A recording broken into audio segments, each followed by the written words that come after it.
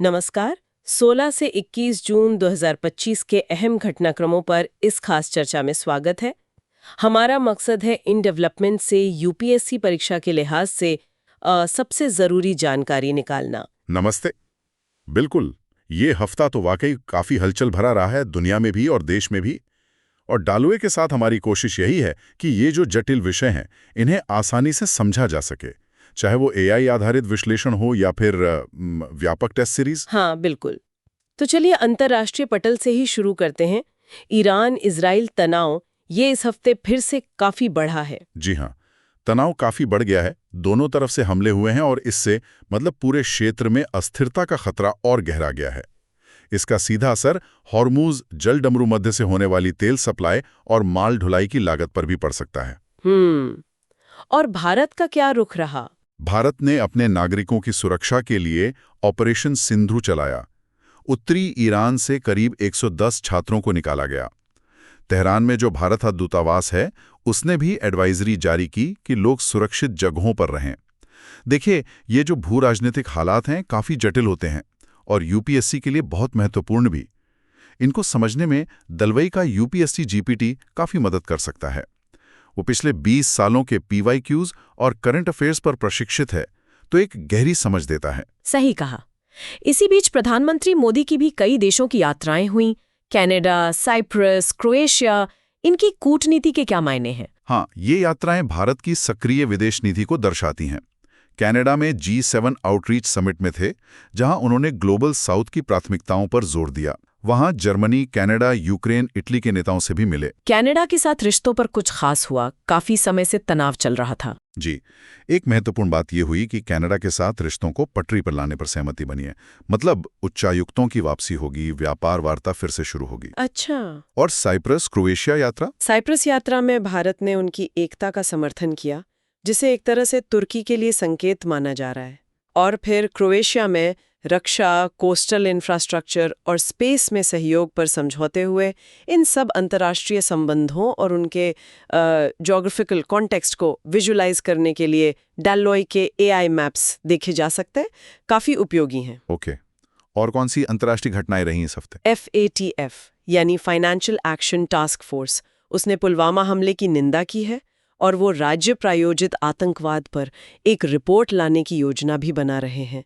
भारत ने पाकिस्तान के साथ संघर्ष विराम में अमेरिकी मध्यस्थता के दावों को साफ खारिज कर दिया और यूएन महासभा ने 4 दिसंबर को एक तरफा प्रतिबंधात्मक उपायों के खिलाफ अंतर्राष्ट्रीय दिवस घोषित किया है। और वो सिप्री रिपोर्ट, परमाणु हथियारों वाली। हाँ, सिप्री रिपोर्ट के मुताबिक जनवरी 2025 तक भारत के परमाणु हथियार बढ़कर 180 हो गए हैं। चलिए अब देश के अंदर की बात करते हैं। अगली जनगणना एक बड़ा मुद्दा बनी हुई है, खासकर जाति गणना को लेकर। बिल्कुल।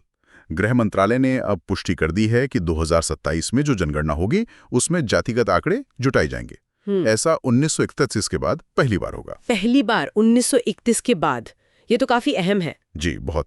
योजना यह है कि केंद्र और राज्यों के जो ओबीसी लिस्ट हैं, उन्हें मिलाकर गणना की जाएगी। जनगणना में जो देरी हुई है, उसका असर सरकारी योजनाओं और विकास के आकलन पर तो पड़ता ही है। देखिए, ये जनगणना और सामाजिक न्याय जैसे टॉपिक्स यूपीएससी के लिए कोर इश्यूज हैं। अपनी तैयारी को परखने के लिए डालवोई का एआई मॉक टेस्ट जनरेटर इस्तेमाल किया जा सकता है। उससे कस्टमाइज्ड प्रीलिम्स और मेंस टेस्ट बना सकते हैं। सही। राज्यों और केंद्र की योजनाओं से जुड़े कुछ अहम फैसले भी हुए। हाँ, जैसे कलकत्ता हाईकोर्ट ने केंद्र को निर्देश दिया है कि पश्चिम बंगाल में 1 अगस्त से MNRGA का योजना फिर से शुरू की जाए। वहीं तमिलनाडु, केरल जैसे राज्यों में राज्यपालों द्वारा विधेयकों को मंजूरी देने में देरी का मुद्दा अभी भी बना हुआ है।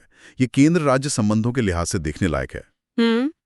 और शिक्षा, रोजगार? उपराष्ट्रपति जी ने राज्यों से अपील की है कि नई शिक्षा नीति मतलब NEP 2020 लागू करें।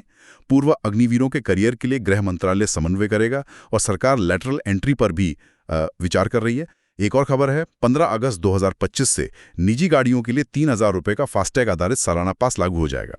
इसके अलावा जनजातीय मामलों के मंत्रालय ने PM जनमन और धरती आबा जैसी योजनाओं के लिए एक बड़ा आउटरीच अभियान शुरू किया है।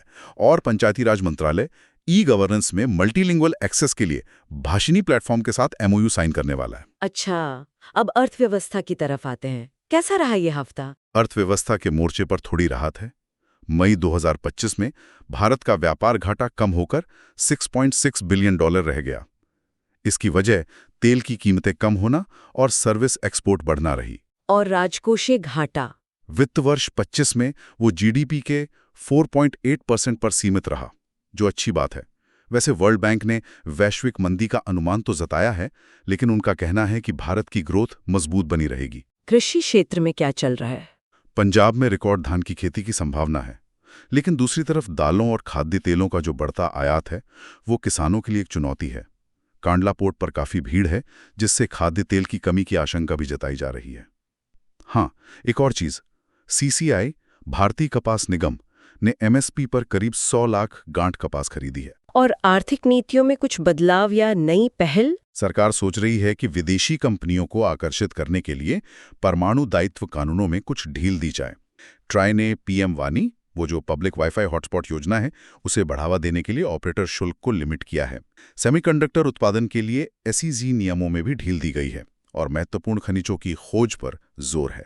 ग्रीन हाइड्रोजन का क्या स्टेटस है? उसमें अभी निर्यात मांग थोड़ी कमजोर है। हाँ, प्रधानमंत्री जी ने बिहार से गिनी को 150 रेल इंजनों के निर्यात की पहली खेप को हरी झंडी दिखाई। ये एक पॉजिटिव डेवलपमेंट है।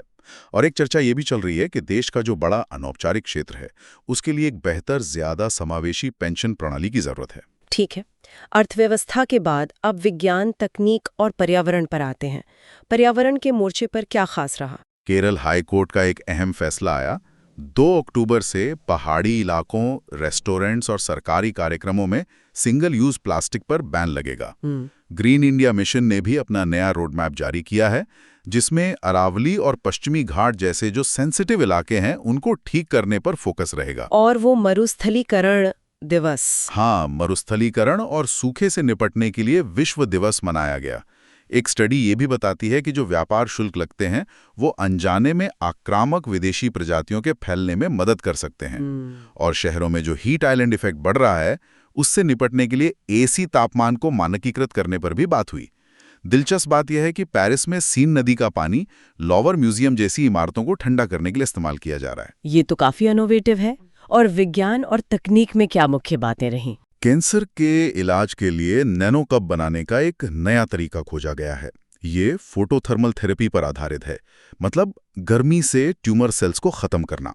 भारतीय खगोलविदों ने एक खास किस्म के तारे में जर्मेनियम खोजा है, जिससे तारों के रसायन विज्ञान की नई समझ मिली है। अच्छा, और वो चावल वाली स्टडी? हाँ, वो भी काफी रोचक है। स्टडी में पाया गया कि चावल अपने एपिजेनेटिक निशान बदलकर, मतलब जीन एक्सप्रेशन को कंट्रोल करने वाले मार्कर्स को बदलकर पर्यावरण के हिसाब से तेजी से अनुकूलित हो सकता है। एक तरह से लेमार्क के विचारों की पुष्टि। सिंथेटिक एपर्चर रडार, एसएआर तकनीक और आने वाले नायसार मिशन के महत्व पर भी चर्चा हुई। निसार, वो नासा इसरो वाला? जी, वही। और केरल में देश में पहली बार एक नवजात को SMA, स्पाइनल मस्कुलर एट्रोफी के लिए लक्षण दिखने से पहले ही इलाज मिला। ये बड़ी उपलब्धि है। लेकिन एक चिंता की बात भी उठी कि भारत की जेट इंजन बनाने की क्षमता अभी भी कम है और हमें रक्षा के लिए आयातित इंजनों पर निर्भर रहना पड़ता है। और एक छोटी सी खबर, व्हाट्सएप अपने स्टेटस फीचर में विज्ञापन लाने की तैयारी में है। ये सब वैज्ञानिक और तकनीकी विकास, इन्हें समझना भी जरूरी है। बिल्कुल। और यहाँ भी डालवॉय का UPSC GPT काफी काम आ सकता है, इन डेवलपमेंट्स को सरल भाषा में समझने के लिए। ठीक है। विज्ञान और पर्यावरण के अलावा आपदा प्रबंधन और इतिहास में भी कुछ जरूरी बातें हुईं। जी, गृह मंत्री जी ने आपदा प्रबंधन को बेहतर बनाने के लिए 3 टेक्नोलॉजी प्लेटफॉर्म लॉन्च किए हैं, जिसमें ICR-ER शामिल है। AI-117 विमान दुर्घटना के संभावित कारणों और हवाई यात्रा में विश्वास बहाली पर भी काफी चर्चा हुई। इतिहास की बात करें तो ASI, मतलब भारतीय पुरातत्व सर्वेक्षण, सिंधु घाटी लिपि को समझने पर एक अंतर्राष्ट्रीय बैठक आयोजित करेगा। बताती है कि अरब रेगिस्तान कभी हरा भरा था। स्पेन में कॉपर एज के एक गड्ढे से स्पर्म वेल का दांत मिला है।